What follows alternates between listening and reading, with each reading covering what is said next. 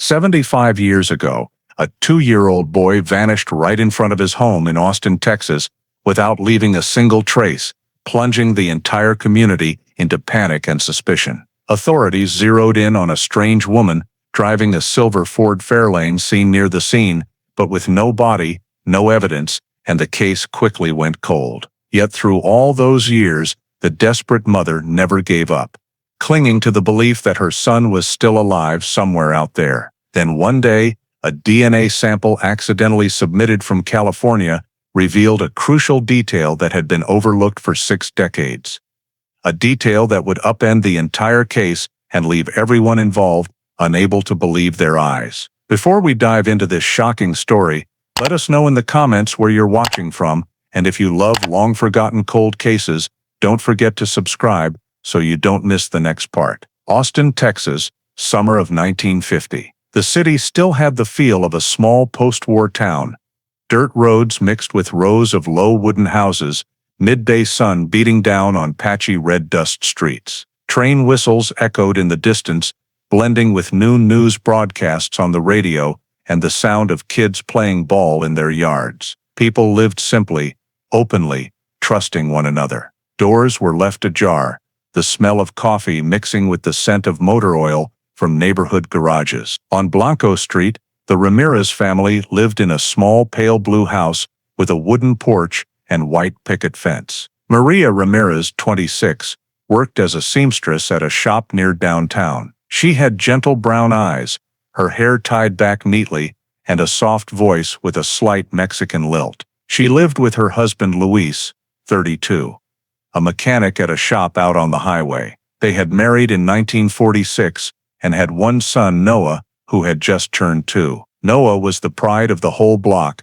curly-haired, light-skinned, always smiling, running around the yard with a red balloon tied to his wrist. Maria watched him like a hawk, rarely taking her eyes off him, afraid he'd fall or dart into the street. That afternoon the sun was brutal.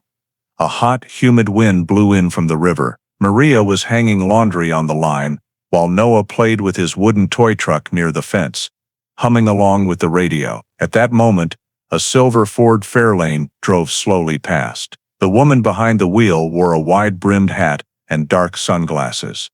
She paused briefly, looked toward the Ramirez yard, then drove on. Maria noticed but thought nothing more than a stranger looking for directions. A few minutes later the car came back, stopping farther down.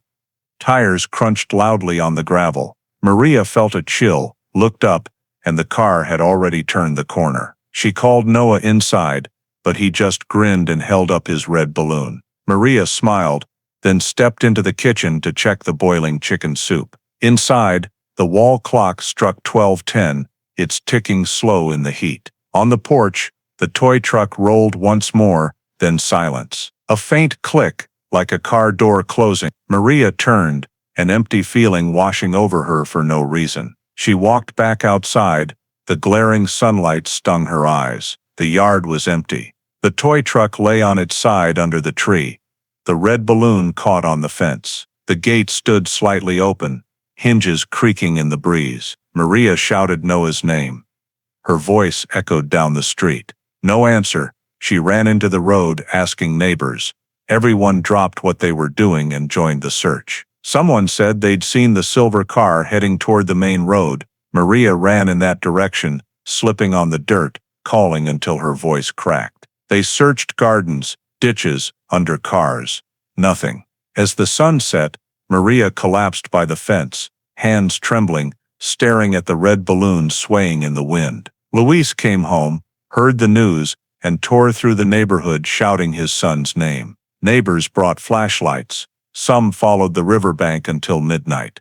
Still nothing. The streets of Austin fell silent, only the faint yellow light glowing on the Ramirez porch. In panic and despair, Luis stumbled inside, picked up the rotary phone with shaking hands, and called the Travis County Sheriff's Office to report that their son had disappeared. That call marked the beginning of a missing person case that would change the city forever. From Travis County Dispatch, the alert went out immediately. 10 minutes later, police sirens shattered the heavy evening silence of the little neighborhood. The first patrol car screeched to a stop in front of the Ramirez house, red lights flashing across the white fence and open windows. Sheriff Tom Dillard, a tall, thin man in his mid-40s, with a face etched by too many tragedies, stepped out with two deputies. He surveyed the scene in silence. Gate open, toys scattered, yard empty. Maria sat slumped on the porch steps, eyes vacant. Luis approached, trying to stay calm, and recounted the afternoon's events. Dillard ordered detailed statements, exact times, clothing, items Noah had, any unusual sounds or sights. Maria, voice breaking, said yellow sweater, blue overalls, red balloon. A deputy wrote it down, ordered the toys, fabric scraps, and yard photographed. Dillard asked about the silver car. Luis said neighbors had mentioned it too.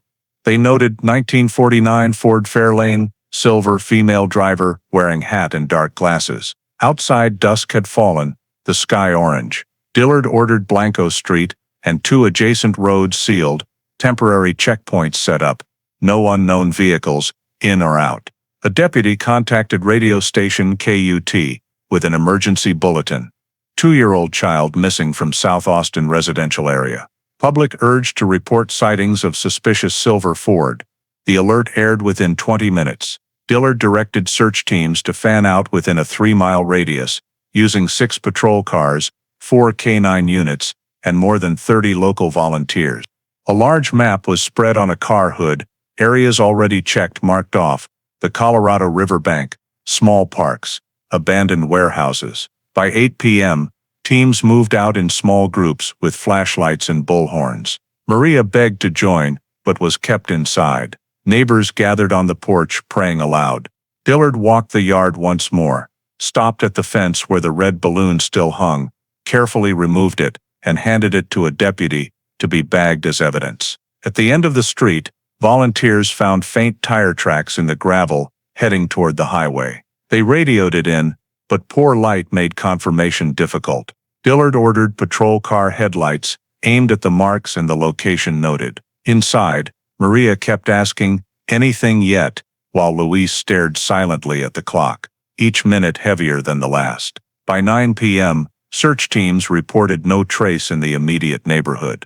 Dillard expanded the radius to the San Marcos cutoff and set up additional checkpoints toward the highway. He ordered the radio bulletin repeated every half hour with the description: 2-year-old boy, brown hair about 30 inches tall, yellow sweater, blue overalls, red balloon. Night fell. The little neighborhood was bathed in flashing lights and the repeated emergency broadcast. To the east, patrol cars swept the riverbank with spotlights, teams combing every bush. Downtown, citizens called the sheriff's office with tips. Someone saw a silver car on Highway 35. Others thought it was coincidence. Dillard sat in his patrol car reviewing notes, sketching a quick timeline: missing at 12:10, reported at 7:14 p.m. Search launched at 8 p.m. He circled the 7-hour gap, the window in which Noah could have been taken hundreds of miles away. Wind picked up, dust swirling across the road, blurring headlights. Near midnight, the first search teams returned empty-handed. Dillard kept units working through the night, rotating shifts at 2 a.m. He glanced back at the little house. Maria sat at the window, porch light illuminating her stunned face. Neighbors still stood outside holding candles. No one spoke, only the intermittent radio in the patrol car. Travis County. 2-year-old missing, silver Ford unknown. Dillard wrote one last line in his notebook: establish rapid response team, resume search before dawn. In the darkness, flashlight beams still moved slowly across distant fields. The neighborhood's fragile hope, not yet extinguished. The next morning, early sunlight filtered through the trees and fell on the police tape still stretched across the Ramirez yard. Sheriff Tom Dillard returned with the Travis County Crime Scene Unit. The air was thick with the smell of wet grass and gasoline. The backyard was marked with small red stakes, every object circled in white chalk. The overturned toy truck remained where it fell, one wheel broken, axle bent. Along the east fence, strange tire tracks were pressed into the soft dirt. Dillard knelt, measured depth and tread width. The wheelbase was shorter than a typical truck, consistent with a Ford Fairlane. A thin white thread clung to a fence post, possibly from adult clothing. Technicians placed it in an evidence bag, labeled 6:47 a.m. Nearby were women's shoe prints, small size, pointing toward the gate. Dillard ordered close-up photos. On the other side of the fence, the soil was lightly disturbed, likely where the car stopped or turned around. He marked it card #3. Checking the street in front, they found a set of tire tracks running about 20 meters, stopping abruptly, then veering southwest toward Highway 35. Dillard ordered diagrams and panoramic photos. He walked the route slowly, measuring the turn, then nodded to his deputy. "This is the primary direction." They extended the survey another 100 meters, looking for dropped items. At the edge of the road near a utility pole, they found a scrap of pink-patterned candy wrapper. Maria confirmed Noah was often given that exact type. The wrapper was bagged as evidence #7. After documenting everything, Dillard questioned neighbors again. Mrs. Clara Jones across the street said she'd heard a car stop yesterday afternoon, but hadn't looked closely. Mr. Henry Wade said he saw a woman in a wide hat leaning over the fence as if talking to a child. When he looked again, she was gone. The statements were recorded, timed to the roughly 5-minute window Maria was inside. Dillard cross-referenced statements, confirming the abduction took less than 5 minutes. He ordered investigators to build a minute-by-minute timeline from first sighting of the car to discovery of the disappearance. Meanwhile, technicians swept the back exit path. Near the wooden porch, they found small child footprints that ended suddenly, no returning prints, indicating Noah was lifted rather than walking away. Preliminary conclusion: high probability, removed by motor vehicle. At 9 a.m., Dillard gathered the team under the porch awning, reviewed the area map and the vehicle's likely route. Red arrows were drawn from the yard along Blanco Street to the main road, then onto the highway. A deputy suggested checking gas stations along the route. Dillard agreed and marked 4 key points: Lockhart, Kyle, San Marcos, and the Colorado River crossing. A team was dispatched to collect statements from attendants on duty yesterday afternoon. Before leaving the scene, Dillard paused at the fence, looking at the sunlit tire tracks, then added a final note. Suspect vehicle, 1949 silver Ford Fairlane, probable female driver, average height. His interim report to headquarters stated clearly, no evidence of accident or child leaving on foot. Scene indicates deliberate approach and removal by vehicle. Assessment, planned abduction. Before departing, he ordered the area sealed another 24 hours, pending lab results on fabric and soil. The gate was taped shut. A crime scene, do not cross, sign posted. Neighbors stood at a distance watching. Everyone understood the search was no longer just the Ramirez families. It had become an official Travis County case. That same morning, after filing the on-scene report, Sheriff Tom Dillard forwarded the information to Travis County Command and requested a statewide APB on the 1949 silver Ford Fairlane. The bulletin was detailed: 4-door, slight dent in left front bumper, metallic gray-silver paint, plate starting TX72. Driver a middle-aged woman, brown hair, dark sunglasses. The APB went out to every station in Austin, San Marcos, Lockhart, and surrounding counties. Radio station KUT continued broadcasting every 30 minutes, asking gas stations, repair shops, and citizens to report any matching vehicle. By midday, headquarters had received over 20 calls, most false.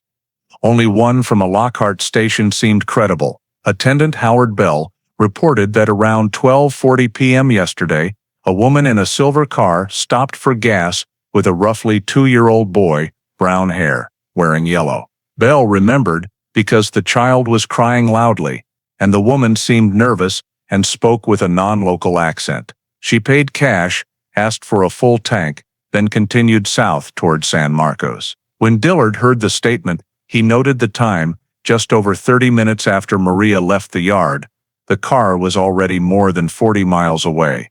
meaning the suspect drove non-stop with a clear plan and route. He immediately ordered every unit along I-35 to set up emergency checkpoints at 4 main points: South Austin Junction, Kyle Overpass, San Marcos Gateway, and New Braunfels intersection. A map in the temporary command post showed red flags at each checkpoint, units communicating on a dedicated frequency. Highway patrol stopped every silver car, checked plates. Many vehicles were pulled over, but none matched.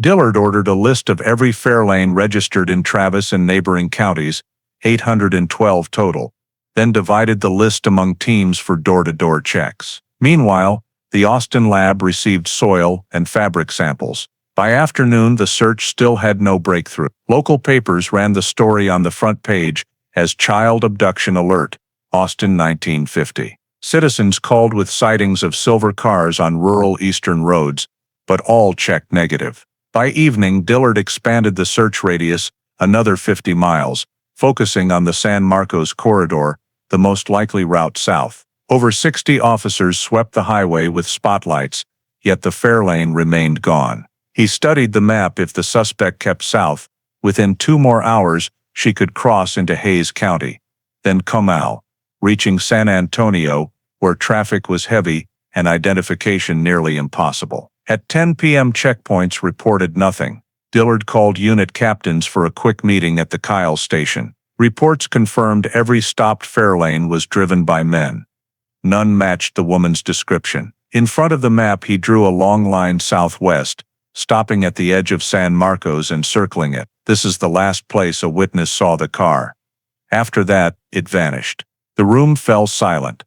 A deputy suggested searching nearby river areas due to low traffic. Dillard noted it but stressed the immediate priority was an exact plate. He requested the Texas DMV send the full list of 1949 Fairlane owners from the past 2 years. The thick list arrived by overnight fax. It showed 4 silver cars registered in Austin, 5 in San Marcos, 7 in Lockhart, all owners accounted for at home with no red flags. Dillard sighed, realizing the abductor may have switched plates or repainted the car overnight. He wrote, "Suspect vehicle left area after 13 o'clock heading south. No leads past Lockhart, probability still within 100-mile radius. Low." Outside, light rain began. Patrol teams returned in small groups. Officers at the checkpoint stood soaked, watching endless streams of headlights, unaware what secret any one truck or car might hide. At 11:30 p.m., Dillard sent the final daily update to headquarters. Statewide APB active. Silver Ford Fairlane location unknown. Suspect likely fled Travis County. He closed his notebook, leaned back, and stared through the window at Highway 35. Headlights stretched into an endless river of light, yet among thousands of vehicles one single car had disappeared without a trace, taking the Ramirez family's 2-year-old boy with it. After 2 days of continuous searching with no results, the pressure mounted on the Travis County Police Force. Checkpoints along the highways were maintained until the morning of the 3rd day, then manpower had to be reduced due to depleted budget and fuel. Dillard sat in his small office in Austin, staring at the map still covered with red pins, each marking a lead that went nowhere. At 10 a.m., a report came in from Caldwell County. A silver Ford Fairlane had been stopped near Lockhart. The driver was a man about 40 years old, with graying hair, and the license plate started with TX72. Dillard immediately headed out. When he arrived, the suspect was being held at the highway patrol station. The car had scratches on the front bumper, giving him a momentary spark of hope. However, upon closer inspection, the faded old paint was a different shade, and the actual plate read TX 7213, legally registered in San Antonio. The owner, Raymond Burke, produced purchase papers and confirmed he had been in Lockhart for the past 2 days attending an agricultural fair. He was furious about being detained by mistake and insisted he had never been to Austin. After verifying with local police, Dillard had no choice but to release him. On the drive back, he felt the disappointment spread through the entire team. 2 days of searching, hundreds of miles patrolled, All for nothing. That afternoon, the department's mailroom received an unmarked envelope postmarked in Austin. Inside was a folded sheet of paper with crudely typed words. "The child is still alive. Stop looking." No fingerprints, no cigarette smell, no other identifying marks. Dillard had technicians analyze the font, the paper, and compare it to common typewriters.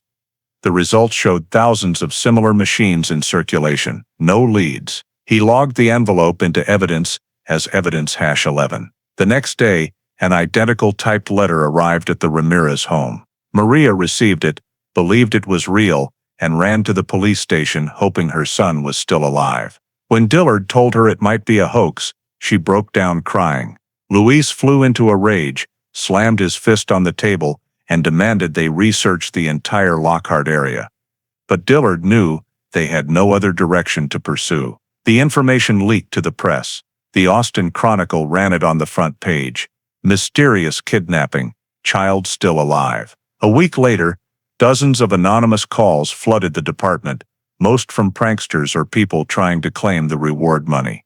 The initial news had stirred the public, but excitement quickly faded without solid evidence. By the end of the month, the missing child bulletins disappeared from the airwaves, and the county began pulling officers off the search. Personnel were reassigned to regular duties. Only Dillard and 2 deputies continued reviewing files. The budget dwindled. The red pin map on the wall was taken down to make room for new cases. Dillard wrote an interim conclusion report.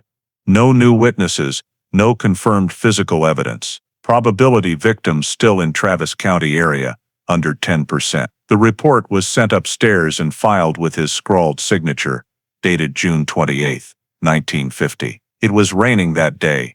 Droplets collected on the office window, reflecting the dim yellow light mixed with Dillard's cigarette smoke. In the southern part of the city, the Ramirez's small house still had the missing child sign in the front yard. Maria never left the porch, sitting and staring at the empty street every afternoon, while Luis tried to return to work, but could only manage half a day before giving up. Every time a car passed, they looked up reflexively. Neighbors gradually stopped visiting. Life returned to normal, except for that one silent house. At night, the yellow light from the window fell on a small photo of Noah on the table, next to a deflated red balloon Maria had pressed between 2 panes of glass. Time passed as if frozen, and the case, once shocking the entire city, now existed only in a dusty file drawer at the police department, stamped in stark letters. Unresolved, no leads. Once the interim report was signed and the case officially closed, Noah Ramirez's disappearance quickly faded into obscurity. All documents, evidence, and photographs were placed in a metal box labeled TX 5144, unresolved, and moved to the basement archives of the Travis County Sheriff's Office. The yellowed statements, the unpinned red pin map, were stacked with hundreds of other unsolved cases. Each year, an archivist added a few numbers to the inventory list just to complete the paperwork.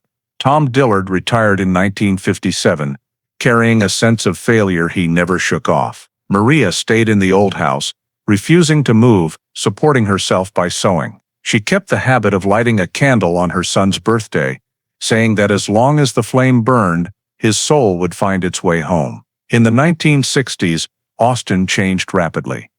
Old neighborhoods were demolished for new roads, and waves of migrants brought a new pace of life. The old case was rarely mentioned anymore, just an occasional story in a coffee shop, and no one remembered the child's name exactly.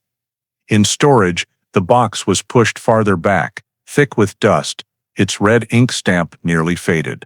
The black and white crime scene photos blurred, the suspect description sheet curled at the corners, and the words, "possible abduction," became the only remaining clue that a child had once been taken. In 1970, the department conducted a full inventory of old files. The clerk in charge, seeing the old metal box, almost recommended its destruction per the 20-year inactivity rule. For some reason, however, the box was retained and simply moved to the inactive cold case shelf. In the summer of 1973, Ellen McCready, a young officer newly assigned to records, was tasked with reorganizing the old cases. She worked her way down the shelves, pulling out dusty boxes and renumbering them. When she opened TX 5144, she noticed a clipped newspaper with the headline, "Child Abduction Shocks Austin." She skimmed it, pausing at the photo of the curly-haired boy with a balloon. Ellen took the file to a table and read Dillard's reports, the scene notes, the description of the silver Fairlane, and finally the anonymous letter that read, "The child is still alive." She made a small pencil note, "Case not re-examined since 1950. She felt uneasy, but procedure did not allow reopening without new evidence. She brought it to her supervisor, arguing it might be a real kidnapping, only to receive the usual reply: no living witnesses, no evidence, no budget. Ellen marked it, "Keep for future review," and returned the box to the shelf near the wall. Before leaving the room, she looked once more at the child's photo and quietly promised to keep it. Those pencil marks later became the sole reason the file was not destroyed during archive purges. Outside, Austin entered an era of growth. People talked about the Vietnam War and protests. No one remembered the small case of a working-class family from 20 years earlier. Maria, now in her 40s, lived quietly in the old house, surrounded by new development, still tying a red balloon to the porch every June 17th. For her, time had stopped that day. In a dark corner of the police basement, box TX 5144 sat motionless, its layer of dust growing thicker each year. But the faint lettering on the lid could still be read, "Ramirez Noah, missing child." No one knew that its quiet existence would preserve the last fragment of memory of a disappearance the world had forgotten. In 1960s California, the Bakersfield suburbs were still vast farmland, houses were sparse, and roads turned dusty under the late afternoon sun. At the end of Cedar Lane stood a small wooden house occupied by Grace Sutton and her son Michael, a boy of about 12, thin but quick, with curly brown hair and bright eyes, very different from those of the woman called his mother. Grace was born in Texas and had moved to California in the early 1950s with her late husband, but when neighbors asked about her roots, she only said she was from the South and had no remaining family. After her husband died in an accident, Grace became reclusive, rarely leaving the house and almost never socializing. Michael grew up in silence and absolute control. He was not allowed to visit friends, ride his bike in the street, or even come home from school without recounting every detail of his day. Grace raised him with extreme strictness, fixed meal times, no speaking when adults were talking, and every evening he had to read prayers, thanking the Lord for giving us the chance to be together. She forbade him from calling her foster mother or asking about his biological father. In the house there was only one photo of a man, a small framed picture in the living room of Grace, when young, standing beside a silver Ford Fairlane. When Michael asked, she said it was a memento of her late husband. He sometimes overheard neighbors whisper that Mrs. Sutton had never had children of her own, that Michael had been brought from somewhere else, but whenever anyone hinted at it, Grace's face darkened and she cut them off coldly. Michael learned to stay quiet, yet in the hazy corners of his memory, strange images persisted: a pale blue house, a white fence, the faint scent of soap, and a red balloon caught in a tree. They appeared like dreams during sleepless nights. When he asked Grace about them, she snapped, "Just imagination." But the foreign feeling made him certain he had once lived somewhere else, with someone else. At school, he did well, but spoke little, and was always guarded. Classmates called him Ghost Kid, because sometimes his gaze drifted far away, as if hearing a call from nowhere. At 15 he began to rebel, skipping school, sneaking his bike into town, sitting for hours by the Kern River, where children flew kites. Whenever he came home late, Grace made him kneel for hours, sometimes slapped him, or forced him to write lines.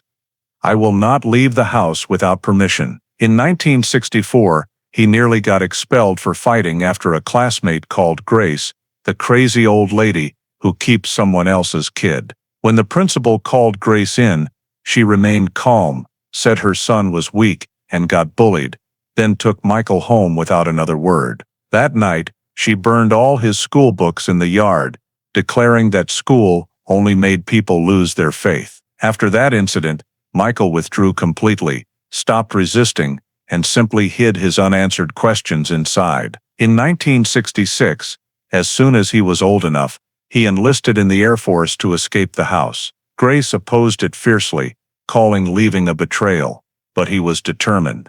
The day Michael left, she handed him a small cloth bag with a few clothes, an old Bible, and a photo of the two of them. She said, "Don't come back if you choose a different path." In the service, he was stationed in Arizona and felt true freedom for the first time. Still, he always carried a sense of something missing, as if he belonged nowhere. When comrades asked about family, he said only that his mother was from Texas and his father died when he was little. Sometimes, lying in the barracks, he saw the white fence and heard children laughing. Many nights he woke in cold sweat, clutching the small photo, wondering why there was always an emptiness in his heart he could not fill. After 4 years he was discharged and took a job maintaining aircraft at the San Diego civilian airport. Grace still lived in Bakersfield and wrote regularly, always beginning with the reminder, "Never forget you belong to the Sutton family." The long letters were filled with moral admonitions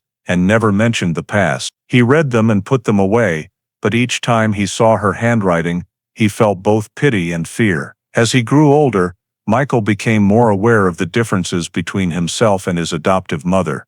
Lighter skin, different accent, no shared facial features. Once, at a Texas expatriates gathering in San Diego, someone spoke with an accent like Grace's. It startled him. His heart raced, and buried memories stirred. He heard them talk about Austin, sun-drenched streets, and the image of the pale blue house became vivid. From that day he grew curious about his origins. He went to libraries, read old newspapers, searched birth records in Texas for 1948, 1950, but found no Michael Sutton. When he asked Grace by letter, she replied coldly, "Don't let curiosity kill your soul." Those words silenced him. But the suspicion never left. By the late 1960s, Grace's health declined.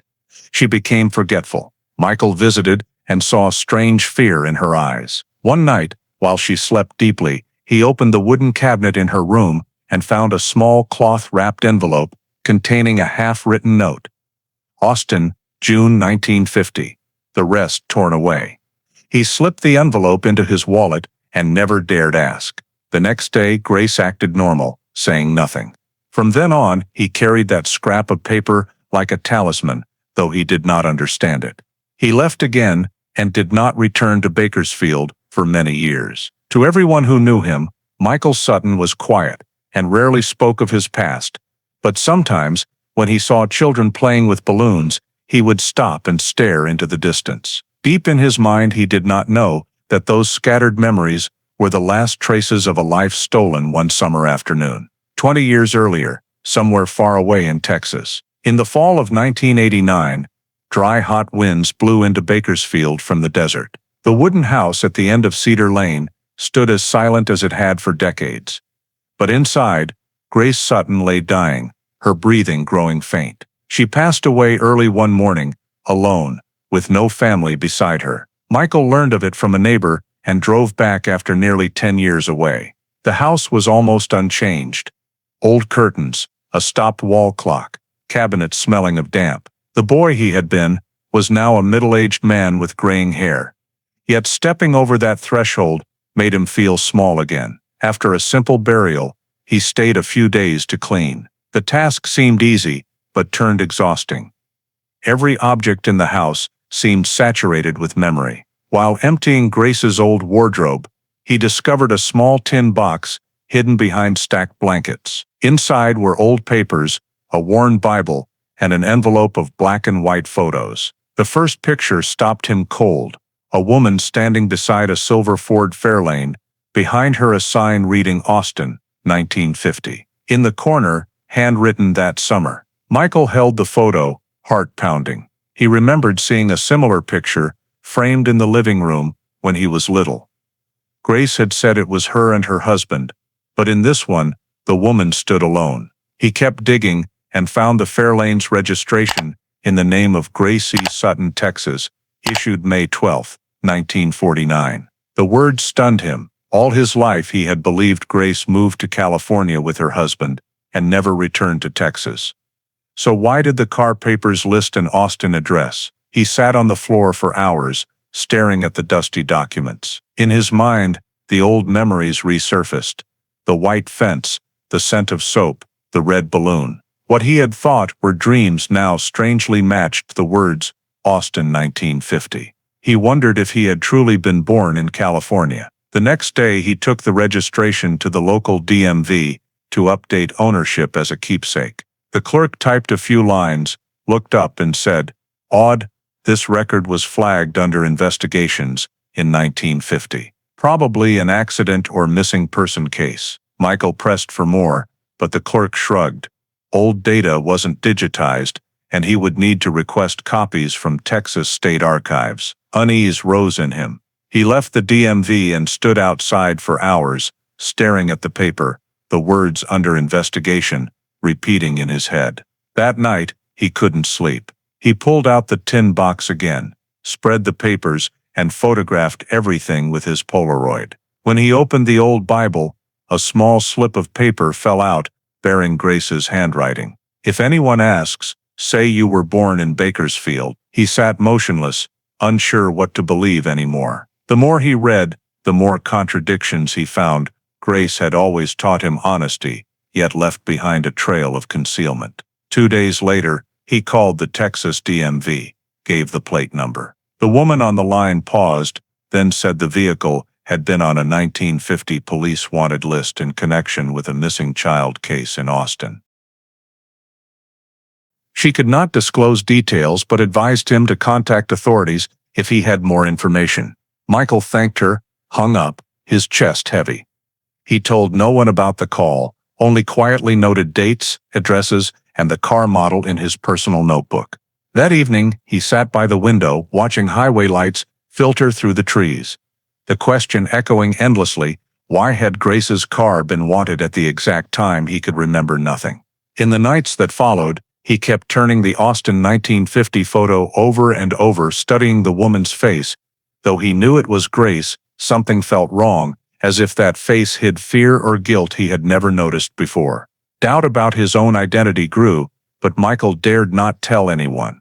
He feared that digging deeper would collapse everything he had believed for 40 years. His name, his memories, his family.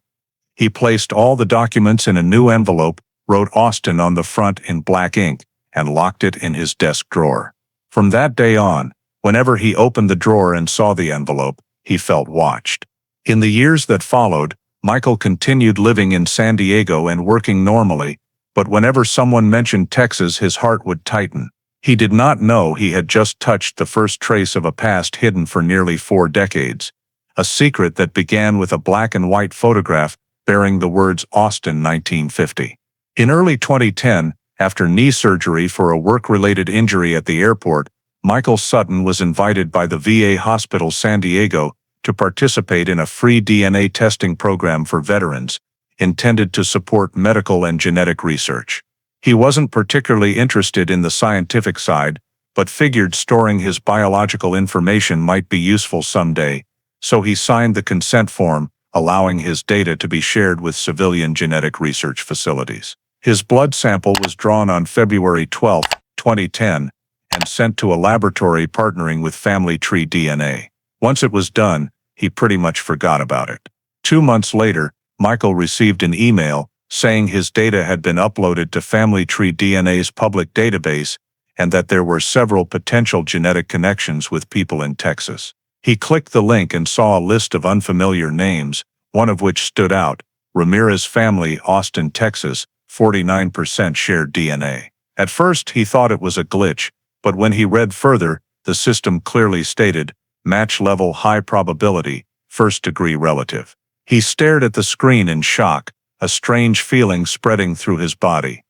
In his entire life, he had never heard Grace mention the name Ramirez or any relatives in Texas. He logged into the Family Tree DNA user forum and asked for advice. One expert replied, If it's close to 50% shared DNA, you could be the child, sibling, or parent of someone in that family. Michael sat motionless for a long time. The old Austin 1950 photo and the Fairlane registration immediately flashed through his mind. Everything started connecting in a terrifying way. He printed the results and took them to the VA hospital to ask questions, but staff only told him the test was completely accurate because the data had been cross-checked from 2 separate sources. When asked if he wanted further verification, Michael agreed to let them use his blood sample for expanded analysis.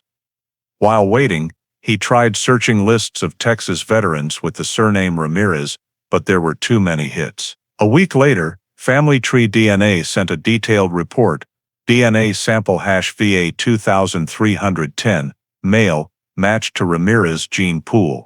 A note below stated that the data had been forwarded to the Texas Rangers Cold Case Unit's link system because it matched genetic profiles submitted in historical missing persons cases. Michael read that line over and over, unable to understand why his DNA was connected to a criminal case. 2 days later, he received a call from an unknown number. The caller identified himself as a liaison officer with the Texas Rangers, confirmed Michael's personal details and year of birth. When Michael said 1950, there was a long pause before the voice said they were reviewing missing persons cases from that exact period. Michael agreed to cooperate and signed an authorization allowing them to use his DNA sample for genetic identification comparison with unresolved old cases. For the first time in his life, he felt himself shaking. He thought about Grace, the scrap of paper that said Austin 1950, and the vague story she once told about a trip from Texas to California. He started piecing the details together. Grace was from Texas. She owned a car that had been wanted for questioning. The registration was flagged under investigation. And now his DNA matched the Ramirez family in Austin. It couldn't all be coincidence. A few weeks later, Michael received an envelope from the Texas Rangers Cold Case Unit containing a thank you letter and a request for more childhood information, schools attended, place of birth, legal guardian, medical records. When he reached the place of birth section, he stopped.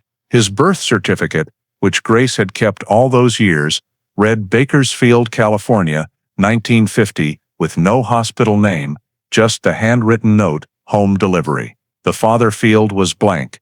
The mother field, Grace E. Sutton. He mailed copies of the birth certificate, the old Austin 1950 photo, and the Fairlane registration.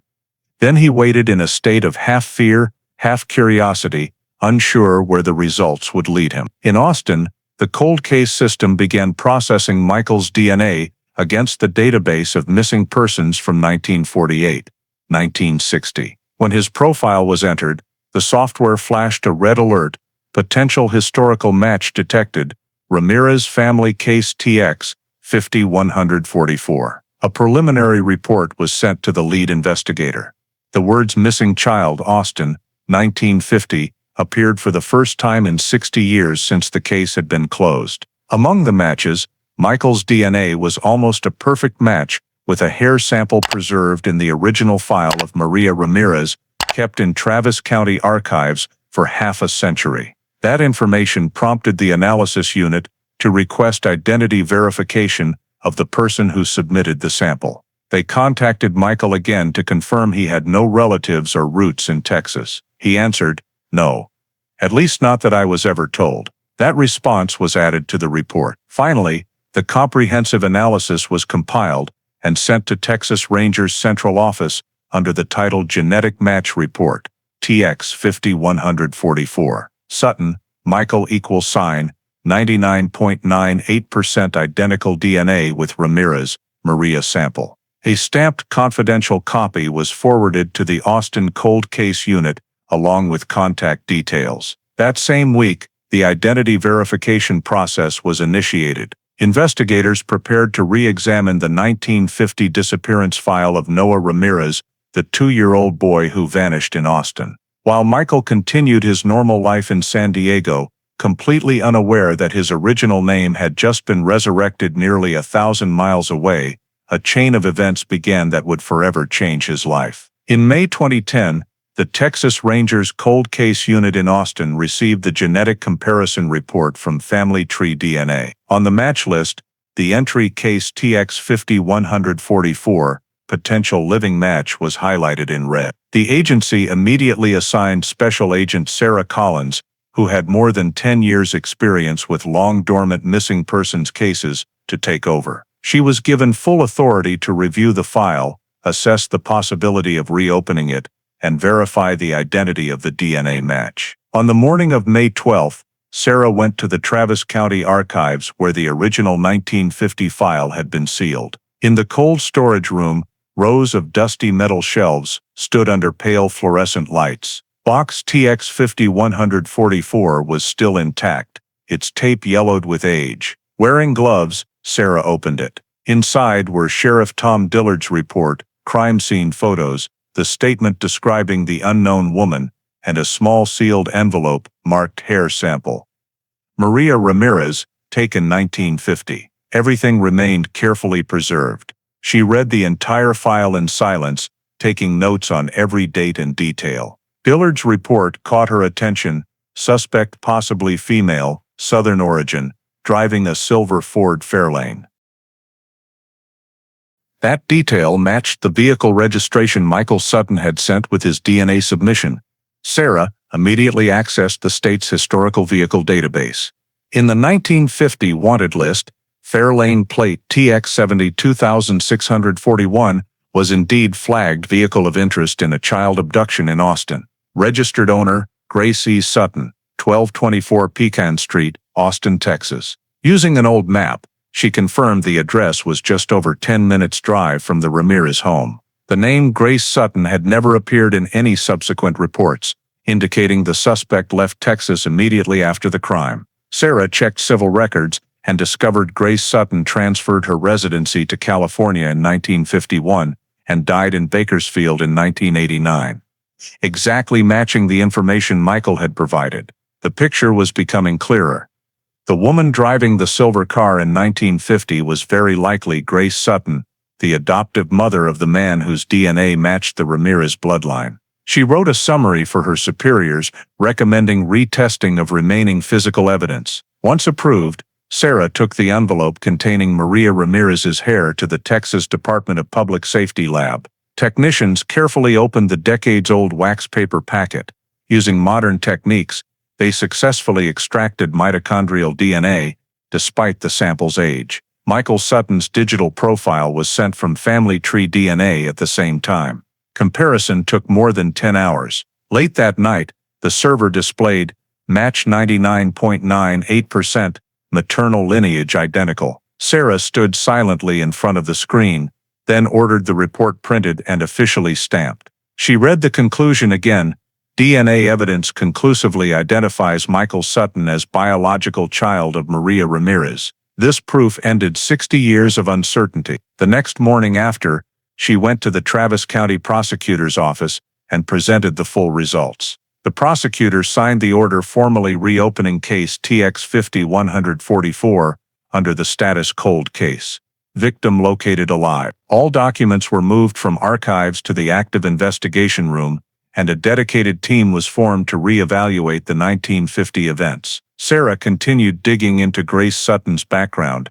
Grace had worked as an accountant for a private adoption agency in Dallas from 1948-1950.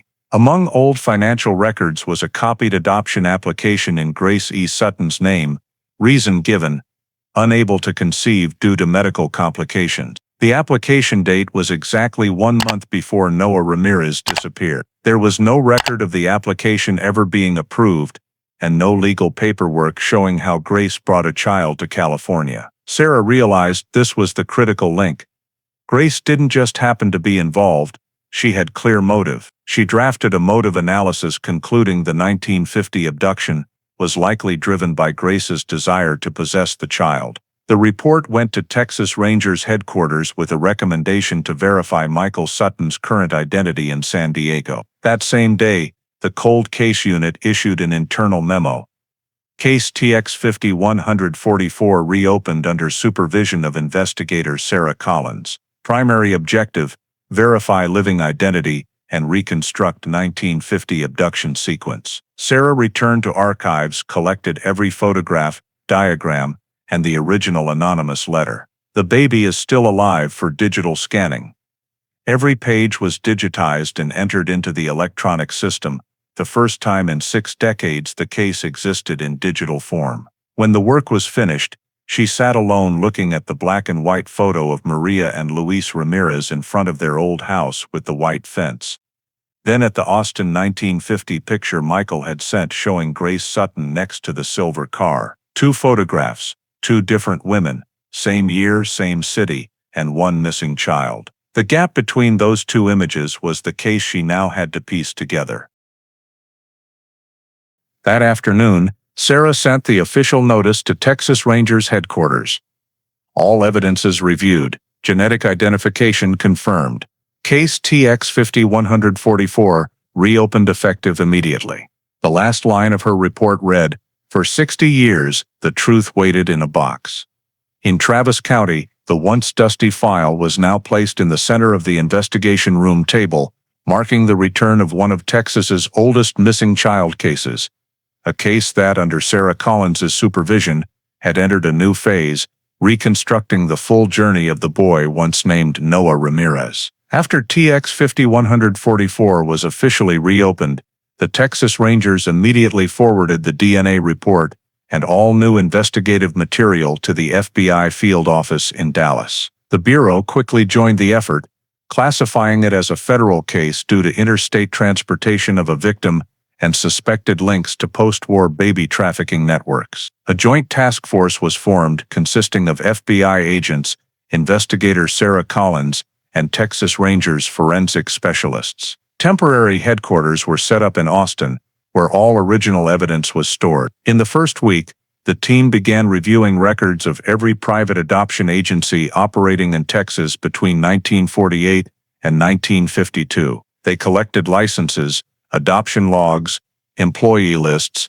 financial records, and whatever documents remained from that era. One name stood out: Dallas Orphan Care, an organization previously flagged for administrative violations but never criminally investigated. It operated under a charitable front, connecting childless couples with abandoned infants, yet there was no proof the children's origins were legitimate. When Sarah examined the 1949 staff roster, she found Grace E. Sutton listed as accountant and administrative secretary. Federal tax filings for Dallas Orphan Care confirmed Grace worked there at least until June 1950, the exact month Noah Ramirez disappeared in Austin. This evidence shifted focus to Grace's connection with the agency. From accounting ledgers, the team uncovered numerous irregular cash receipts, labeled personal administrative fees with no invoices. Several entries noted infants delivered May, July 1950, but listed no biological parents.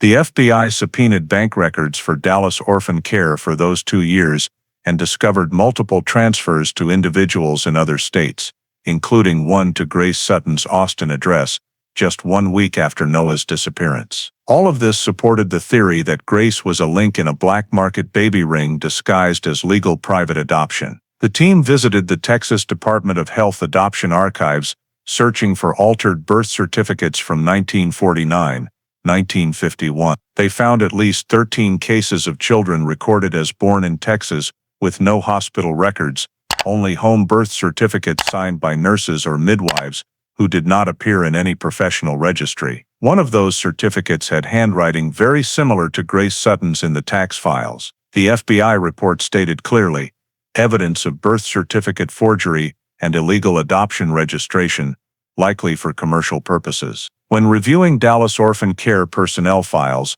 the team learned Grace's 2 immediate co-workers, an assistant accountant and a collaborating nurse, were both deceased, while the agency director had vanished in 1954 after the facility was shut down for financial insufficiency. Sarah compiled every surviving document and created a relationship chart with Grace Sutton at the center. Based on the evidence, the FBI hypothesized that Dallas Orphan Care served as a front for a baby switching ring. Kidnapped or purchased infants were re-registered as home births, given new birth certificates, then sold to childless couples. A portion of profits was distributed to inside staff, including accountants and transporters. This structure explained why so many adoption records from that era were missing or lacked legal documentation.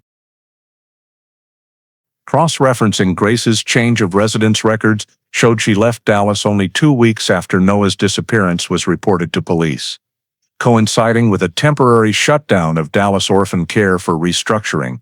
Her immediate move to California in the silver Fairlane indicated premeditation. The FBI also requested California records and confirmed Grace registered residency in Bakersfield in September 1950, using false information about the birthplace of Michael Sutton, claiming another home birth that same year. This solidified the conclusion that Noah Ramirez was taken by Grace, renamed and re-registered in California. During a joint FBI, Texas Rangers briefing, the task force leader stated, "We have sufficient elements to establish Grace Sutton was not merely a suspect but a central figure in an interstate baby-switching network operating since the late 1940s. The Ramirez case may be only one of many." Sarah presented the money trails, signature samples, and residency timelines. The final 30-plus page report, completed at the end of August 2010, concluded, Grace E. Sutton, accountant at Dallas Orphan Care,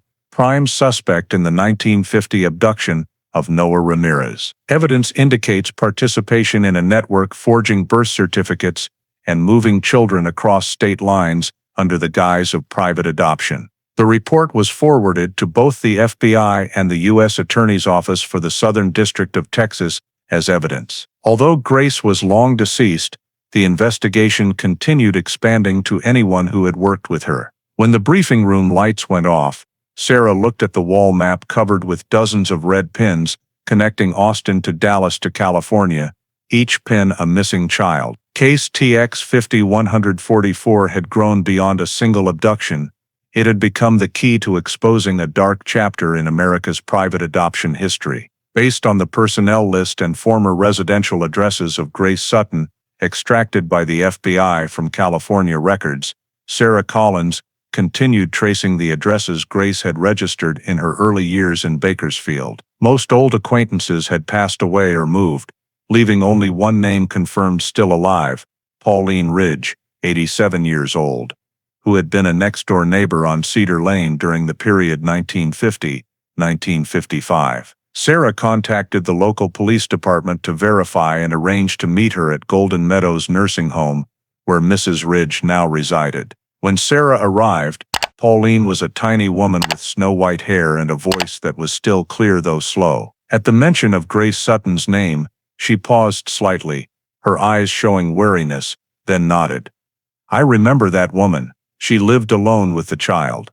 But that was a very long time ago." Sarah showed her investigator badge and explained that she was verifying information related to a missing person case in Texas that might be connected to the time Grace moved to Bakersfield. Pauline was silent for a moment, then said she still remembered the first morning Grace appeared, driving an old silver car with a child about 2 years old, who had curly brown hair. She recalled, "I asked if that was her son, and she just smiled and said, 'My son.' But the little boy looked at me with fear, clinging tightly to a red ball." That detail caught Sarah's attention because it matched the only item left belonging to Noah in the 1950 file. Pauline continued that Grace very rarely let the child outside, only occasionally bringing him onto the porch to get some sun. Neighbors sometimes heard crying, but she always said the child was sick. When asked if she ever saw a man living with them, Pauline firmly said no, just Grace and the child. Sometimes Grace would go far away to mail letters and be gone for days. In 1951, one afternoon, Pauline took some of the first Polaroid pictures ever when the neighbors gathered in the yard. Among them was one showing Grace standing on the steps with the curly-haired child behind her holding a toy. Pauline had kept that photo all these years, stored in a wooden box. Sarah asked to see it.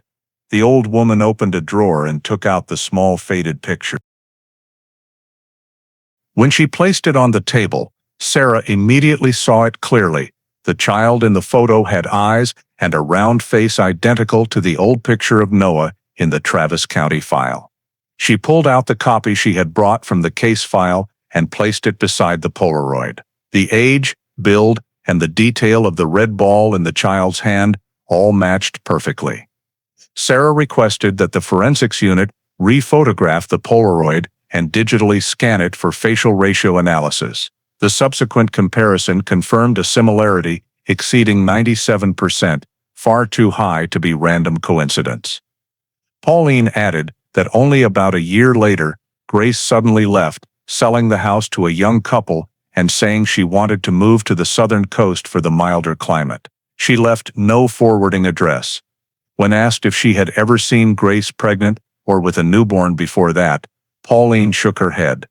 No, she arrived here already with a child. But the way that child looked at her, it wasn't like mother and son. He was scared, rarely smiled. Sarah wrote down every detail, had Pauline sign a statement confirming her testimony, and obtained permission to use the photograph as evidence.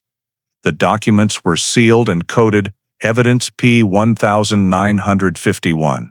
That same day, Sarah sent copies of the photo to the Austin Image Analysis Lab.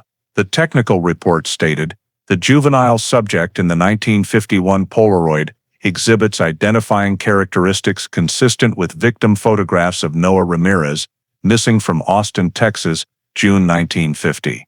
Identification probability, 97.4%. The results were entered into the federal investigation system.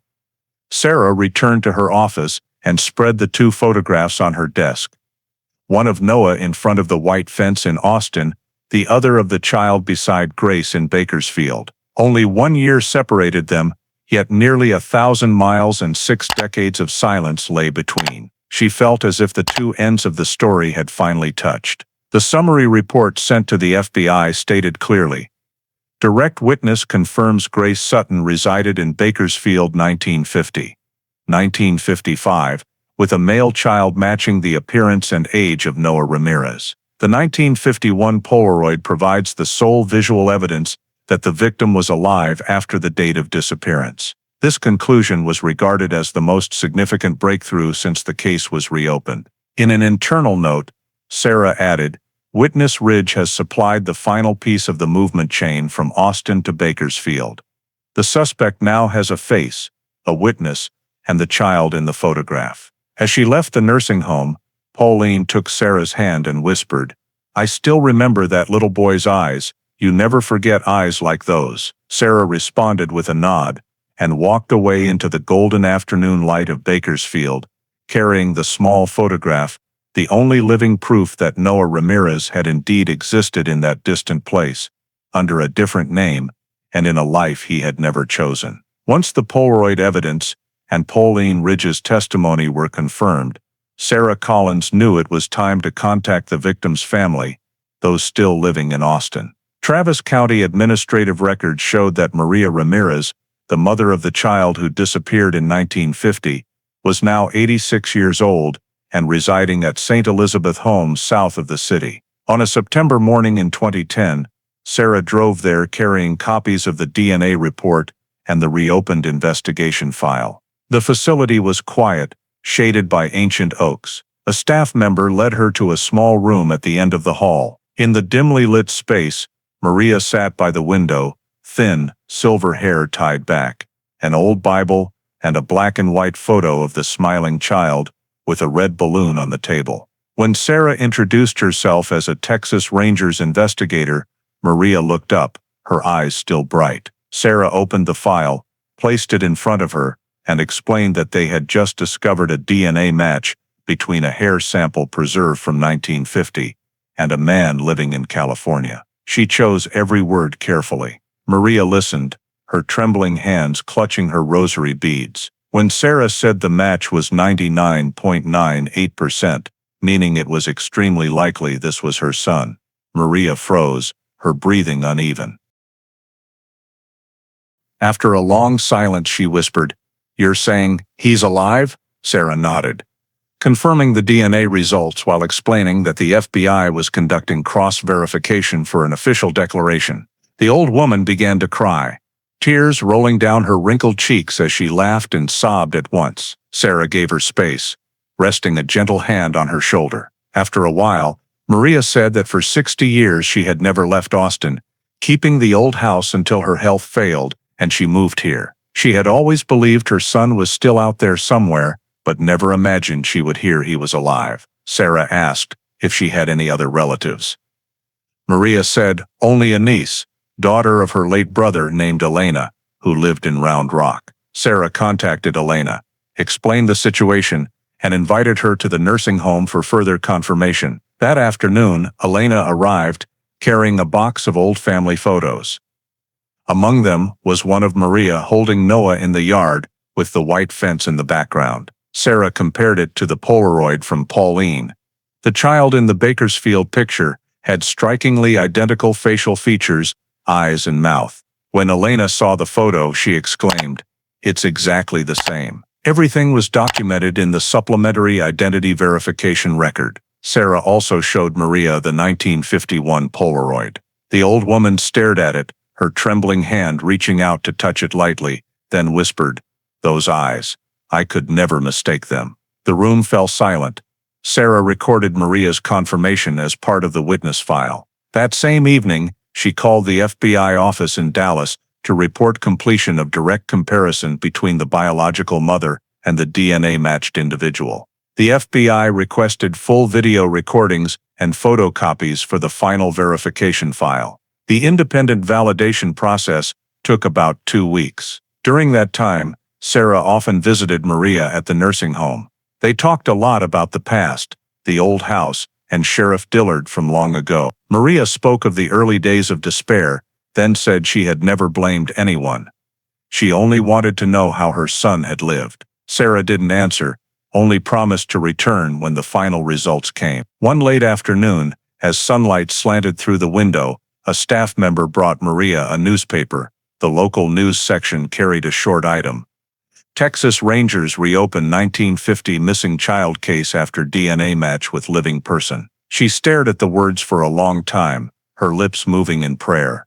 Back in the cold case unit office, Sarah completed the report to Washington, attaching the photographic evidence, DNA comparison, and the victim's mother's confirmation. The final line read, "Primary biological relative confirmed, awaiting federal verification." That night, when Sarah returned to the nursing home, Maria was still by the window, holding her rosary and smiling softly, whispering that she had prayed to God her whole life for this, and at last, he had listened. In Austin, the news had not yet been made public, but within the investigation, everyone understood the child named Noah Ramirez, missing for 6 decades, appeared to have returned in the form of a man named Michael Sutton. Only one final step, federal confirmation, remained to make that statement reality. More than 2 months after the DNA results were submitted, the FBI office in Dallas officially confirmed that the individual named Michael Sutton in San Diego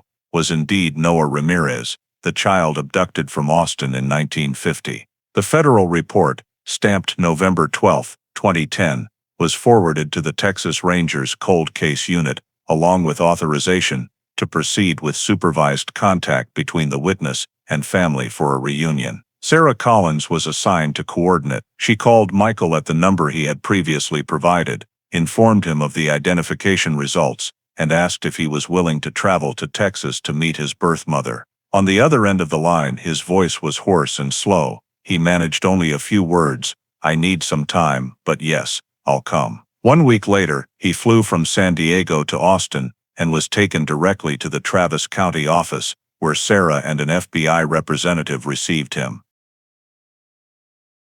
While signing the identity confirmation document, he was handed a copy of the forensic report with the bold line, "Biological match. Ramirez, Maria Sutton, Michael." In the room, Sarah reviewed the verification process. The 1950 hair sample matched his DNA perfectly, along with the photographic evidence and witness statements. Michael sat motionless, staring at the picture of the 2-year-old smiling beneath the white fence. He recognized himself, the smile, the hair, the unmistakable eyes. When asked if he wanted to meet his mother, he nodded. The reunion was arranged in a private visitor room at the Travis County building on the morning of November 22, 2010. Maria was brought by medical transport from the nursing home in a wheelchair, wrapped in a cream-colored wool shawl. When the vehicle stopped, she held Sarah's hand tightly, trembling slightly.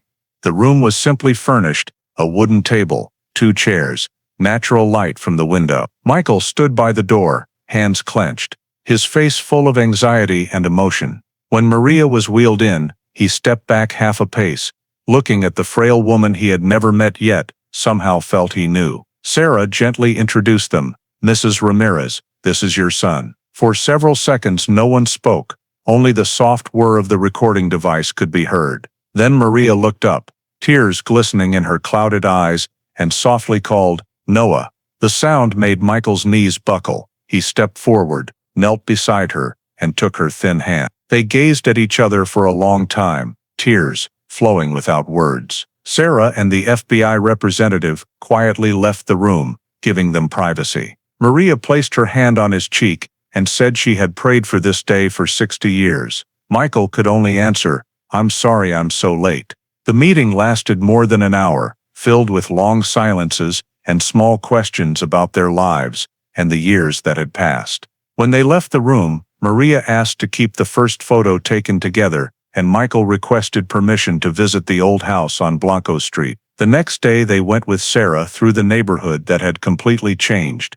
But when they reached the empty lot where the house once stood, Maria pointed to a corner and said, "There, that's where you used to play with the red ball." Michael looked down, smiling through tears, and said that sometimes in dreams he still saw that ball. Authorities recorded the entire meeting and visit for the case file. That same afternoon a press conference was held at Texas Rangers headquarters, with local media and federal representatives present. Sarah summarized the investigation, from the DNA discovery and file comparisons to the identity confirmation. When reporters asked if the victim's identity could be stated with certainty, the forensic representative replied, "The DNA evidence is conclusive. There is no remaining doubt about the individual's identity." In the official announcement, the FBI spokesman read, "After 60 years, the Noah Ramirez missing person case, file TX 5144, has been resolved.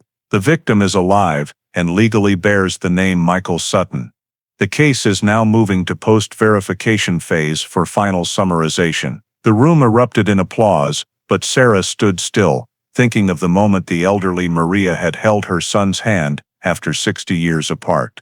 That night she stopped by the nursing home to check on Maria. She was resting, her face peaceful, whispering that she felt as if she had been given a second life. Michael sat beside her, placing their new joint photo on the bedside table. Outside, the lights of Austin reflected on the Colorado River, sparkling like thousands of fragments of time finally rejoined. In the Travis County office, file TX 5144 received a new stamp, "Case solved. Victim located alive." 6 decades of waiting and thousands of investigative hours had ended with the meeting of 2 people torn apart by tragedy and reunited through science and unwavering faith.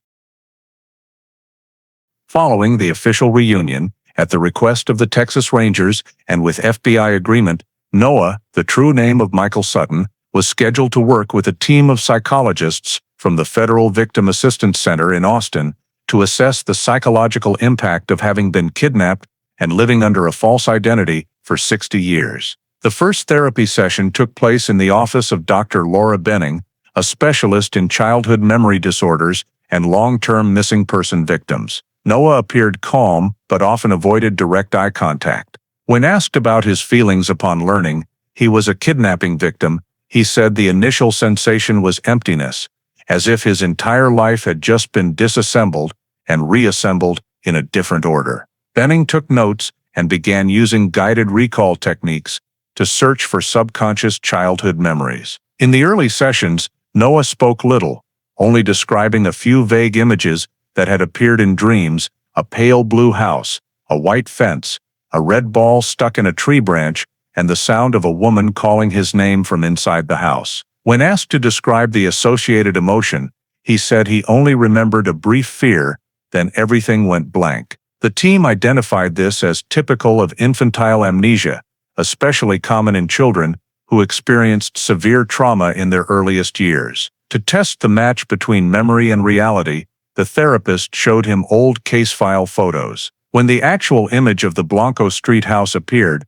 Noah paused, his brow furrowed, then said he had dreamed of that exact scene. In the fourth session, upon seeing the picture of the red ball, he physically recoiled, his hands trembling slightly, a physiological response indicating deep memory activation. Dr. Benning concluded that part of his original memory had not been erased but suppressed into the unconscious as a protective mechanism against psychological trauma. When asked about his adoptive mother, Noah described life under Grace Sutton's control, saying he once felt indebted to her for raising him, but now looking back, it felt like being kept in a cage labeled love. He showed no overt resentment, only describing emotions somewhere between gratitude and the sense of having my past stolen. Cognitive tests revealed good memory function and no serious disorders, but strong emotional reactions to childhood-related topics,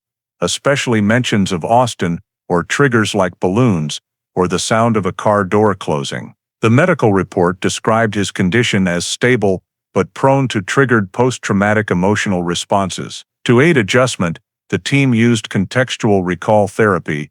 They took him back to the lot where the Ramirez family home once stood. Standing there, Noah was silent for a long time, then quietly said it felt like returning to a missing piece of memory. He described the smell of sunlight, the scent of grass, and the sound of wind through the trees, details that perfectly matched Dillard's 1950 scene report. This was regarded as proof that subconscious memories had survived 6 decades, despite his lack of conscious access. At the end of the 8-week program, Dr. Benning prepared a comprehensive evaluation for the Texas Rangers Cold Case Unit. The report stated, subject exhibits signs of infantile amnesia combined with prolonged trauma. No personality disorders or delusions. Subconscious memories preserved at visual and sensory levels, consistent with verified case facts. Psychological condition, stable with normal social integration capacity. The evaluation also recommended ongoing periodic counseling, especially if he faced media exposure or public events related to the case. Noah signed the report, saying he wanted to continue sessions not to recover the past, but to learn to live with it. In the final session, when Dr. Benning asked how he felt after everything, he answered slowly, "I don't remember my mother's face from when I was little, but now when I look at her, I know that feeling is still here. Maybe memory doesn't need pictures, it only needs the heart to recognize." His psychological report was filed with TX 5144, becoming the final section in the official summary of the longest-running missing person case in Travis County history, a case whose resolution was measured not only by DNA evidence, but by a man reclaiming the stolen fragments of his memory after 60 years. After completing the psychological report on Noah, the investigation team shifted focus to the rest of the case. A full analysis of Grace Sutton's records and the Dallas Orphan Care Organization, where she had worked before leaving Texas. Sarah Collins traveled directly to the Federal Archives in Dallas, where the facility's documents had been sealed after the organization dissolved in 1954. In a room filled with thousands of yellowed file boxes, she located the folder marked DOC 1949-1950. When she opened it, Grace's handwritten accounting ledgers appeared, columns of income and expenses, dates and payments from unclear sources. Tucked between the pages, Sarah discovered an adoption application form dated June 14, 1950.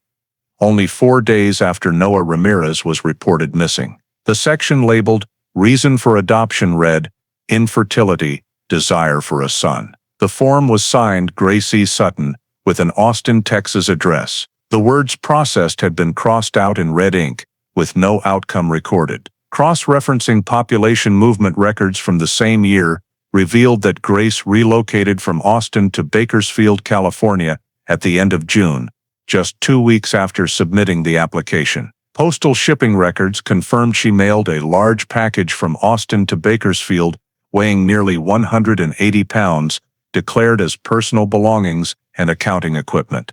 The timeline and locations matched perfectly with Noah's disappearance. In the Dallas Orphan Care personnel list, Grace was recorded as accountant and adoption liaison, responsible for finalizing financial records for every private placement adoption. This gave her direct access to blank birth certificate forms, adoption applications, and biological parent information, enough to alter a child's identity without state oversight. Sarah pulled Grace's tax records for 1949, 1950, and found a suspicious $2,500 deposit into her local bank account 2 weeks before she left Texas. When compared with FBI-obtained ledgers from Dallas Orphan Care, an identical amount had been withdrawn from the private placement fund, an account previously suspected of laundering off-the-books adoptions. The timing of the payment coinciding with Noah's disappearance strongly supported the theory that Grace personally carried out the kidnapping. Further evidence came from real estate records. Grace sold her Austin home at the end of June 1950 and moved out overnight. Neighbors later confirmed she left in a hurry without forwarding any address. A vehicle registration copy showed her silver Ford Fairlane was reported leaving Texas on June 20th and re-registered in California just 10 days later. The same day, Maria Ramirez was officially informed that her son's missing person case was being closed. These coincidences left Sarah virtually certain that Grace was the central link. She continued searching California civil records and located the birth certificate of Michael Sutton, born at home in Bakersfield on July 10, 1950. No father listed, witnessed by Grace E. Sutton. The certificate was handwritten in black ink, and the handwriting matched exactly with the signature on the Dallas Orphan Care adoption application. Handwriting analysis confirmed both samples were written by the same person. Sarah compiled all the data. Grace worked at an organization capable of swapping children, filed an adoption application at the exact time of the disappearance, moved immediately afterward while transporting a child, and registered a new birth certificate under a different name. When she presented the findings to the FBI, agents concluded that Grace had abused her position to create fraudulent documents and legitimize the kidnapping. They also discovered, in a subfolder of Dallas Orphan Care records, numerous blank forms titled New Birth Record, Home Delivery, proving the organization kept pre-printed blank birth certificates for manual completion. This explained why Michael Sutton's birth certificate bore only Grace's signature and no medical verification. Based on the full body of evidence, Sarah wrote in her February 2011 final report, Grace E. Sutton is the primary suspect in the 1950 kidnapping and identity alteration of victim Noah Ramirez. The motive stemmed from infertility, combined with administrative access that allowed the suspect to conceal the crime for decades. She attached a timeline chart showing the sequence of events: Noah's disappearance, the adoption application, the move, and the new birth registration. Every marker formed a complete, logical chain. The report, submitted to FBI Dallas, was approved and stamped conclusive identification. Although Grace had been dead for over 2 decades, the official investigation conclusion still named her as the sole suspect directly responsible for the kidnapping. Looking back through the files, Sarah realized most of the evidence had existed since 1950.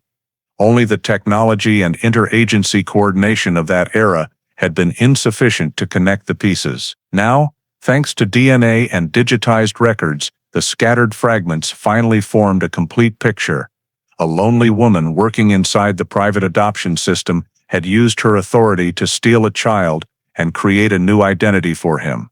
An identity that lasted 60 years under the name Michael Sutton. While reviewing Grace Sutton's remaining property records to finalize the case summary, Sarah Collins obtained authorization to search Grace's former home in Bakersfield, now owned by another family. Following procedure, the team coordinated with local police to film and collect any remaining documents from the sealed storage shed behind the house. Among moldy cardboard boxes, Sarah found a small wooden box engraved with the faded initials. Inside were a few old items, a silver bracelet, a worn Bible, and a yellowed envelope with no addressee. Written on it in ink were the words, "If anyone finds this, please read." Inside were 5 handwritten pages, the writing shaky and ink blurred in places, as if by tears. The top corner was dated August 27, 1989. 3 days before Grace died. Sarah read slowly. Every line revealed the conflict between guilt and maternal longing. I don't know who will read these words. I have carried a secret my whole life that I no longer have the courage to keep. In 1950, while working at Dallas Orphan Care, I saw many abandoned children no one wanted. I thought God had placed them before me so I could save them from being forgotten. But then I met a young woman in Austin who had a little boy. She had what I could never have, a child of her own. I was jealous. I was weak. And I let emptiness lead me too far. The next section was written in an even shakier hand. I told myself it would be just one night. I would take him, raise him as my own, love him. But no act that begins with a lie can ever be called love. I stole a mother's life and a child's childhood. Every time the boy smiled, I remembered that smile did not belong to me. In the final part, Grace wrote, I never dared return to Texas or face the truth. The birth certificate I wrote myself is proof of my sin. I meant to turn everything over to the authorities, but then I was afraid they would take him away and I would lose everything again. Now, as death approaches, I only want to leave an apology. If someone finds this letter, please tell that mother her child was loved, even in the most twisted way. I pray God forgives me. Sarah finished reading, folded the last page, and felt a mixture of anger and pity. Everything Grace wrote fully confirmed the case's motive, not money, not an organization, but an obsession with motherhood, and a distorted belief that love could redeem the crime. The forensic lab tested the ink, paper, and handwriting, and confirmed authenticity. The paper was manufactured in the late 1980s. The ink matched the Parker pens Grace used, and the handwriting matched her accounting signatures from Dallas Orphan Care. The letter was sealed, cataloged as evidence G1989, and added to case file TX5144, with the note, Deathbed Confession, Suspect Grace E. Sutton. At the case closure meeting in Austin, Sarah read a passage aloud to colleagues and FBI representatives, her voice slow. No act that begins with a lie can ever be called love. The room fell silent. Everyone understood this was not just the belated confession of one woman, but the evidence that closed 6 decades of searching for truth. The final Texas Rangers report stated clearly, based on the recovered letter and all physical evidence, Grace E. Sutton is confirmed as the sole suspect directly responsible for the kidnapping and identity alteration of victim Noah Ramirez. The individual criminal case is closed due to the subject's death prior to reopening of the investigation. Leaving the meeting, Sarah carried a folded copy of the letter in her briefcase. She paused in the hallway, looking through the window as late afternoon sunlight bathed the Austin buildings in gold. 60 years, one stolen child, one waiting mother, one woman who died carrying her secret.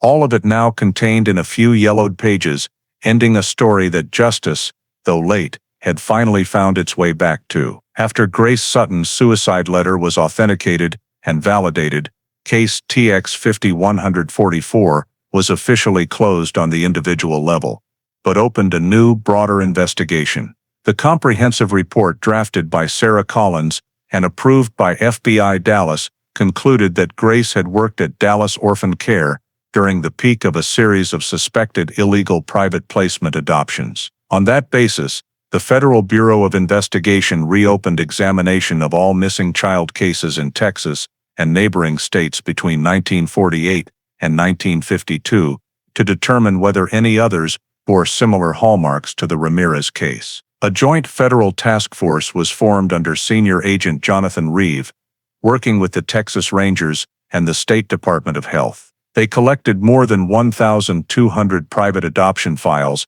and screened them using 3 criteria: handover dates overlapping Grace's employment period, handwritten birth certificates with no hospital verification, and adoptive parents who had moved between states. After 3 months, 4 standout cases emerged, all children under 3 years old, re-registered as home births, with sponsors who had worked for or been connected to Dallas Orphan Care. The first, in Fort Worth, a girl reported missing in 1949, later appeared in Oklahoma adoption records under a different name. The witness signature on the birth certificate matched the handwriting of an accounting assistant who had worked with Grace. The second, in Waco, an infertile couple received a child from a private source with no welfare agency paperwork. The broker used a fake passport registered in Dallas. The third, in San Antonio, the adoption file showed a transfer to the same bank account that paid Grace in 1950. The fourth, in Shreveport, Louisiana, a child was recorded as born at home, registered by Grace E. Sutton, even though she never left Texas during that period, indicating her signature had been forged or copied within the system. These findings were sufficient for the FBI to open a separate investigation, codenamed Project Renewal. Sarah was invited as a consultant due to her experience reconstructing the Ramirez file. In federal briefings, she presented the network's operating model. A small group of Dallas orphan care insiders exploited access to records to identify poor or single-parent families, approached them, and persuaded them to surrender children using cash or threats. The organization then issued new home birth certificates and sold the children to infertile couples who wanted to bypass legal processes. Profits were split among brokers, administrative staff, and accountants, with Grace Sutton handling bookkeeping, document verification, and personally transporting at least one child, the Noah Ramirez case. The interagency report exceeded 100 pages and included letters, accounting records, and statements from surviving witnesses. Its preliminary conclusion stated, Dallas Orphan Care, under the guise of a charitable organization, participated in at least 4 interstate baby sales and birth certificate frauds between 1949 and 1951. Grace E. Sutton, chief accountant, bore administrative responsibility during the period these crimes occurred. Although all potential co-conspirators were either deceased or missing, the FBI released the internal report titled Ramirez Revelation, named after the case that exposed the entire system. The document was forwarded to the Department of Justice and Congress as part of a historical study on legal gaps in mid-20th century private adoptions. It noted that before 1953, Texas had no DNA oversight or unified registration system, enabling private facilities to create fake birth records. The investigation also recommended nationwide use of genetic technology to re-examine cold cases. In the appendix of Ramirez Revelation, Sarah Collins wrote the summary, without advances in DNA science and the rare genetic data match, children like Noah Ramirez would remain permanently listed as missing.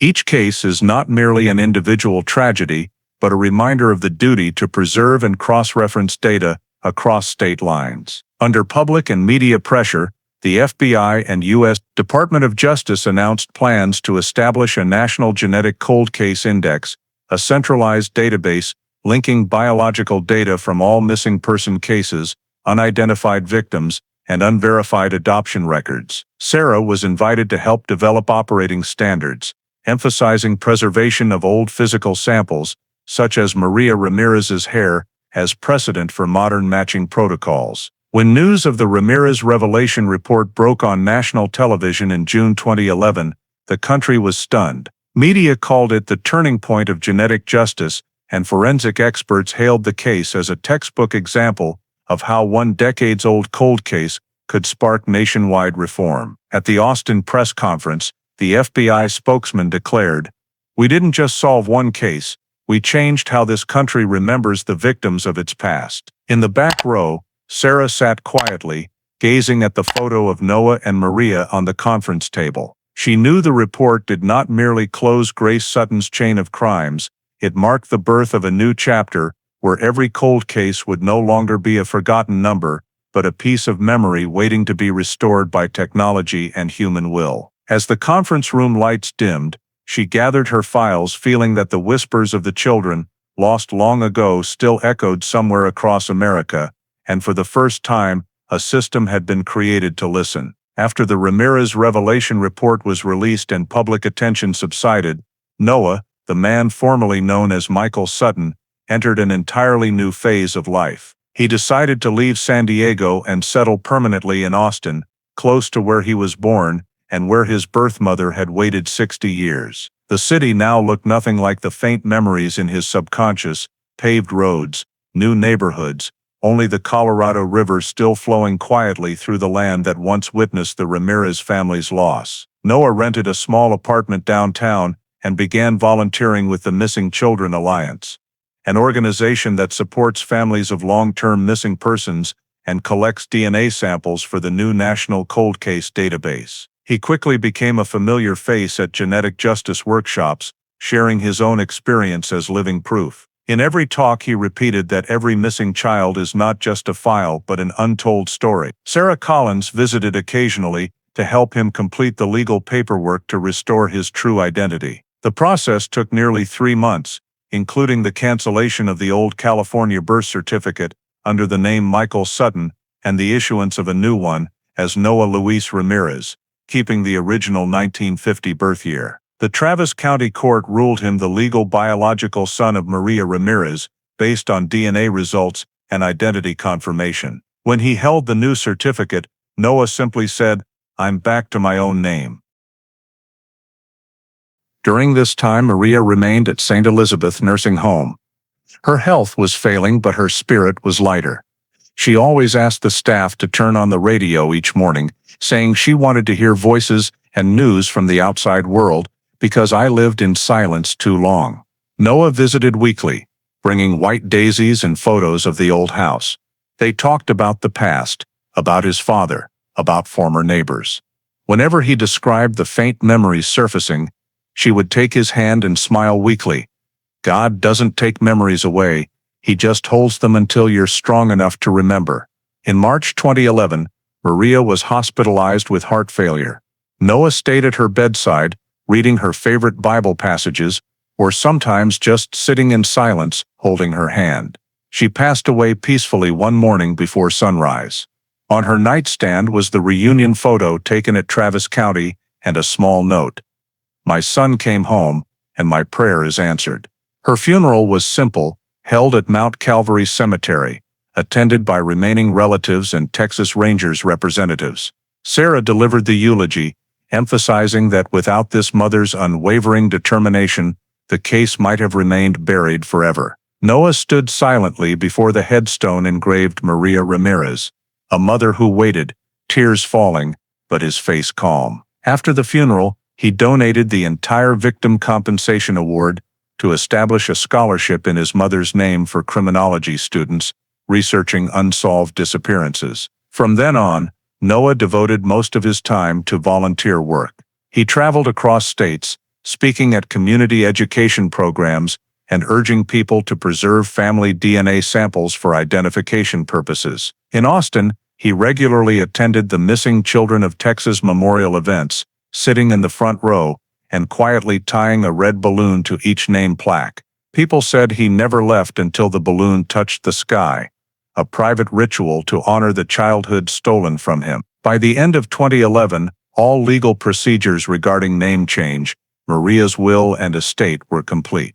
Noah was recognized as her sole heir and used part of the proceeds from selling the old family home to support St. Elizabeth, the facility that had cared for his mother. The public remained deeply interested in his story, but Noah avoided the media, granting only one final interview in which he said, "What matters is not finding who did it, but making sure no one else has to wait like my mother did." In the evenings when the city grew quiet, he often sat on his porch listening to insects and the wind off the river, feeling the lost years returning with every breath. 60 years of emptiness had closed, and in that peace he knew he had finally found where he belonged, not Bakersfield, not San Diego, but Austin, where his name was born, taken away, and then found again. In September 2011, nearly a year after the case was officially broken, the Austin Police Department held a major press conference at its headquarters and formally announced that File TX 5144, the 1950 disappearance of Noah Ramirez, had been fully resolved. In a packed press room, the Austin PD representative read the official statement, after 61 years based on DNA results, witness testimony, and physical evidence. Case TX 5144 is determined to be closed. The victim is alive and has been reunited with his biological family. Suspect Gracie Sutton died before she could be prosecuted, but has been identified as directly responsible for the kidnapping and identity swap. This announcement closed one of the oldest unsolved cases in Texas criminal history. Sarah Collins sat in the front row, quietly listening as the spokesperson read the names of individuals who had contributed to solving the case, including Sheriff Tom Dillard, the original investigator in 1950, who was posthumously awarded an honorary commendation. Following the statement, Austin PD announced that all documents, samples, crime scene photographs, and forensic evidence from the case would be transferred to the National Archives for forensic research and training purposes. A commemorative plaque, engraved with TX 5144, Solved 2010, was installed in the Cold Case Hall of Records, marking the longest resolved cold case in state history. The media covered the story extensively. Major Texas newspapers ran front-page headlines with the story "Austin Boy Returns After 60 Years." At the federal level, the FBI kept the file in open monitoring status because the investigation had uncovered a private adoption network operating across multiple states that might be linked to other disappearances from the same era. The Project Renewal Task Force continued reviewing more than 2,000 fraudulent birth records, focusing on the Texas, Louisiana, Oklahoma region where Dallas Orphan Care once had branches. Periodic FBI reports indicated that at least 8 other cases were under review, thanks to new DNA data voluntarily submitted by the public. Although the Ramirez case was closed, it became the foundation for a nationwide expansion of the investigation. On October 5, 2011, the U.S. Department of Justice released the summary report.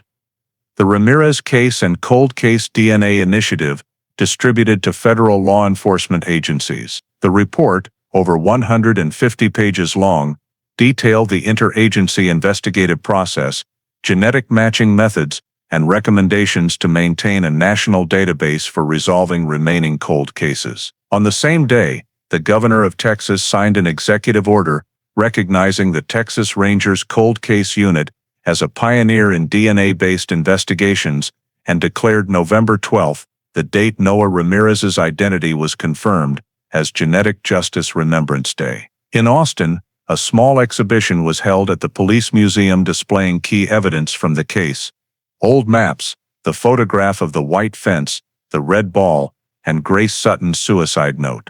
Visitors stood silently in front of the display case, reading the caption, "These items closed one file, but opened a new path for justice." Sarah was invited to speak at the ceremony and said that justice may walk slowly, but when it arrives, it brings light to both the past and the present. On the family side, Noah accepted, on their behalf, a copy of the case solved certificate and an official state of Texas document recognizing him as the survivor of a historic case. He declined to give a long speech, saying only that all credit belonged to the people who never forgot a file, even after it had gathered dust for decades. After the announcement ceremony, file TX 5144 was permanently sealed and transferred to the Cold Case Hall Archives in Houston, under National Code CC 1950-TX. Reporters described the final image of the ceremony, the old iron file box placed inside a glass cabinet bearing the inscription, "Solved, November 2010. From that point on, every year the Austin PD holds a memorial for solved old cases and always mentions TX 5144 as a symbol of faith and perseverance. The final report was distributed statewide to local police departments, forensic training schools, and research institutions with an opening statement. This story proves that time may blur wounds, but it cannot erase the traces of truth. When the official report was closed, Noah Ramirez's name was entered into the list of the longest surviving verified cold case victims in U.S. history, a testament that justice, even when late, can still find its way back to those who were once forgotten. 3 months after Austin PD announced the closure of TX 5144, the federal office in Dallas received an anonymous envelope mailed from Houston with no return address. The envelope contained 3 old Polaroid photographs and a short handwritten note in blue ink.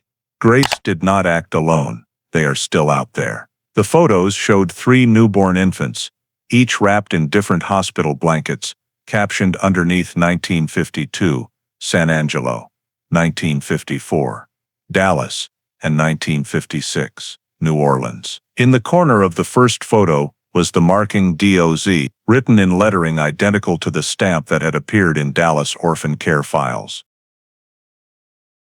When the imaging lab examined them, they confirmed the pictures were taken with an early Polaroid camera manufactured in 1951, and the photo paper matched the type used by private adoption facilities in Texas during that period. The information was immediately forwarded to the Texas Rangers and the FBI Cold Case Division. A subsidiary investigation team, temporarily designated Subfile G, was formed to verify the origin of the letter and any potential connection to the Ramirez case. Sarah Collins, though no longer directly in charge, was brought back as a consultant.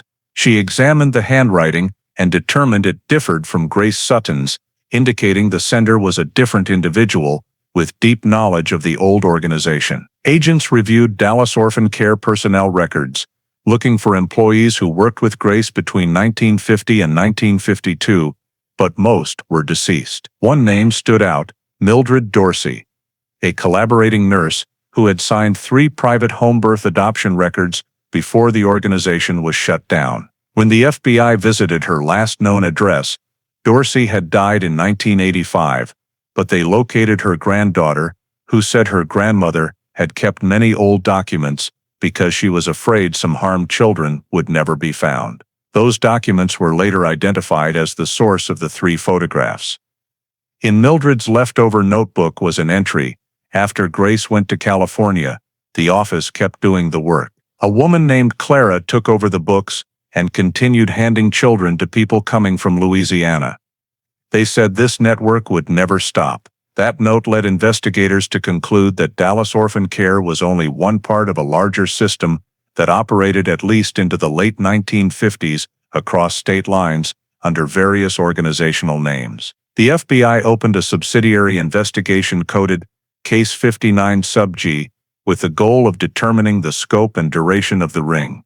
They began by tracing the 3 photographs, searching birth records in San Angelo, Dallas, and New Orleans that matched the years on the photos and cross-referencing them with private adoption lists. Results showed all 3 infants had home birth certificates with no hospital or attending nurse confirmation, identical to the pattern seen in the Ramirez case. One notable detail was that one of the 3 birth certificates bore the signature of a C. Thomas, identified as Clara Thomas, the person who replaced Grace at Dallas Orphan Care in 1951. When the FBI traced her movements, Clara disappeared from Texas in 1957 with no forwarding address. Investigators located a tax filing from her in Georgia in 1961, where she had registered a new private adoption agency called New Hope Family Services. Licensing records showed the facility operated until 1968, before voluntarily closing. This led the team to believe the child trafficking network did not stop after Grace left Texas, but shifted to other states. An internal FBI report dated January 8, 2012, stated, "There is a strong possibility that an illegal interstate adoption organization existed continuously from 1948 to at least 1960, originating with Dallas Orphan Care and its successor entities. Key members included Grace E. Sutton, Clara Thomas, and several unidentified administrative personnel."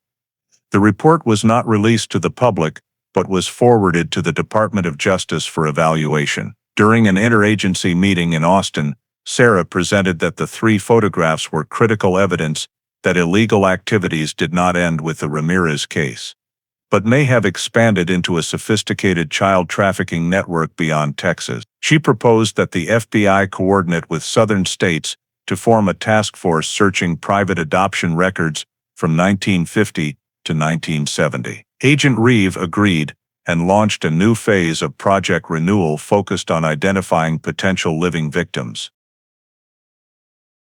Although TX 5144 was officially closed, the appearance of the anonymous letter opened another layer of mystery: who sent it, and how many other Grace Suttons had existed in those decades. In later internal reports, the FBI described the matter as evidence of a flexibly structured illegal adoption organization that operated through multiple private facilities and continued into the 1960s. Thus, while justice had been served in the Ramirez case, the door to a deeper, broader, and more complex investigation had just swung open. In the summer of 2012, 1 year after the anonymous letter raised suspicions of an illegal adoption network, the state of Texas dedicated the Missing Children of Texas memorial plaque on the grounds of the Texas Rangers headquarters in Austin. The bronze plaque bears the names of more than 2,000 children reported missing statewide from the 1940s to the present, with the line "Noah Luis Ramirez, found alive 2010" placed at the center as a symbol of hope. The ceremony brought together victims' families, law enforcement representatives, and participants from the Ramirez Revelation Project. Sarah Collins was invited to speak. Her voice was low but steady.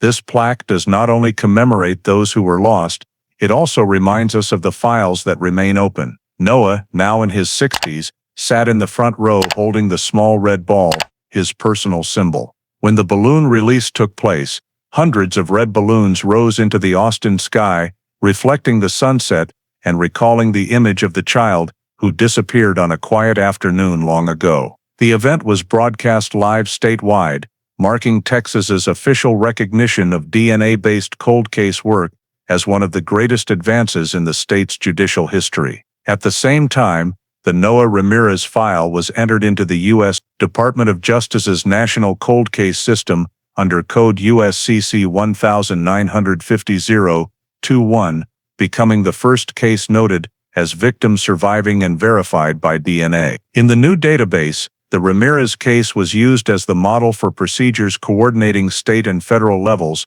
from evidence preservation to genetic data retrieval. Teaching materials at the FBI Academy later used the case as a practical example in the Forensic Genetics in Cold Cases course. A 2013 National Institute of Justice report noted that the Ramirez case had fundamentally changed the approach to investigating decades-old missing persons files. Other states such as Louisiana, Georgia, and Oklahoma began adopting similar procedures and establishing their own cold case units. In Austin, every November 12th, the city holds a small memorial ceremony at the bronze plaque, and Noah is always present, standing silently, looking at his name carved among thousands of others, as both a victim and proof that the truth can be found even after 60 years buried. Sarah later transferred to the FBI to head the cold case data section, carrying with her a copy of Grace Sutton's suicide note as a reminder of where it all began.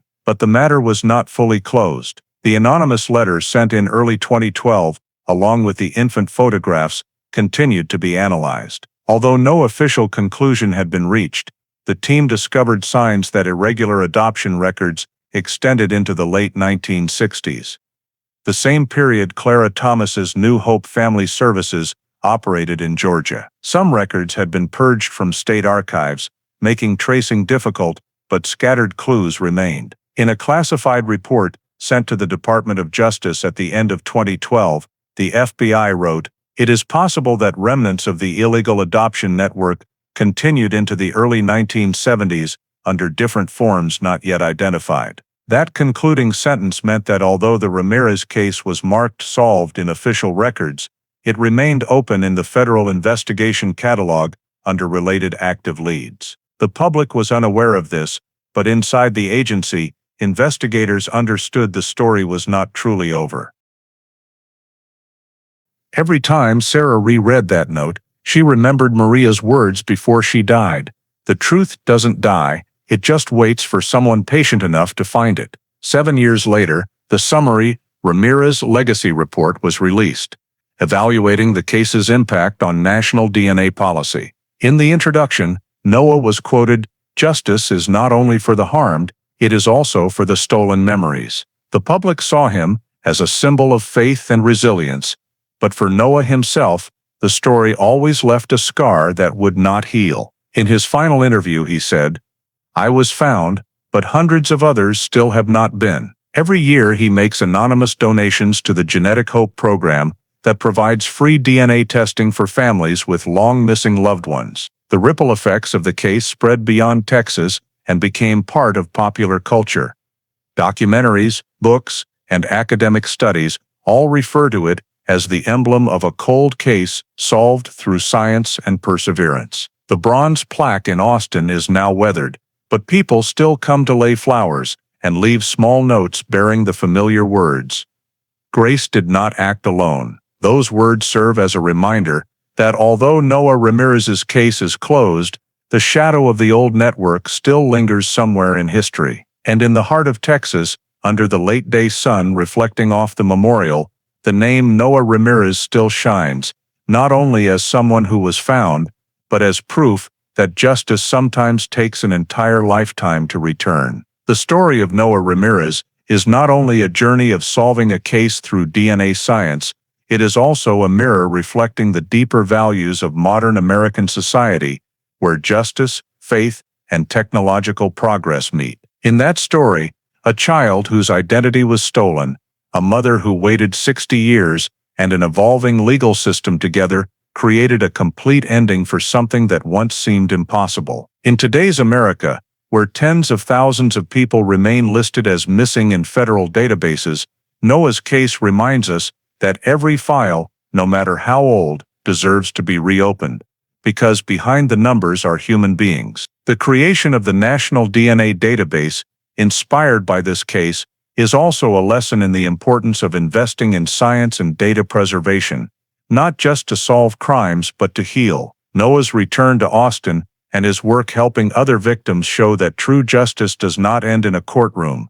It begins in the way people heal pain through action and compassion. And Maria, the mother who held faith until her last breath, symbolizes the steadfastness that American society honors, the belief that the truth will be found. From this story, Americans today can learn that technology only has meaning when it is guided by ethics, compassion, and collective memory. In a world still full of loss and division, the most important lesson is not how to find the guilty, but to never stop searching for one another, because sometimes justice is not punishment.